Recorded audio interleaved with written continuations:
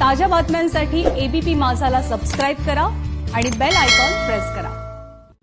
यानंतर पालघरमधून एक महत्त्वाची अपडेट येते। पालघरमध्ये पोलिसांच्या सतर्कतेमुळे गडचिंचले हत्याकांडाची पुनरावृत्ती टळली आहे। विक्रमगड तलवडा इथे संशयास्पद फिरणाऱ्या एका व्यक्तीला स्थानिकांनी घेराव घातला होता। पोलिसांना याची माहिती मिळताच त्यांनी घटनास्थळाकडे धाव घेत संबंधित इसमाची लोकांच्या तावडीतून सुटका केली। दरम्यान संबंधित व्यक्तीची तपासणी केली असता ही व्यक्ती मुंबईतून फरार असल्याचं निष्पन्न झालं। आरोपीनं हैदराबाद इथल्या सोनं व्यापाऱ्याला 1 किलो बनावट सोनं देऊन 39 लाखांचा गंडा घातल्याची बाबही समोर आली आहे।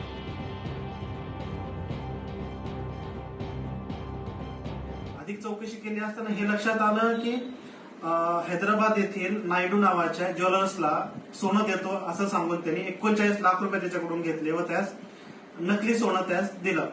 त्या संदर्भात युनिटला आणून वरिष्ठांना कळवण्यात आलं व तसेच अंधेरी पोलीस स्टेशन येथे संबंधित अधिकाऱ्यांना फोन करून कळवण्यात आलं। संध्याकाळी संबंधित अधिकारी व त्यांचा स्टाफ युनिट बोईसर येथे आल्यानंतर त्यांना तो आरोपी हँडओव्हर करण्यात आला। सदर आरोपीवर याच्या अगोदर 3 गुन्हे दाखल आहेत व 4थ्या गुन्ह्यामध्ये तो वॉन्टेड होता।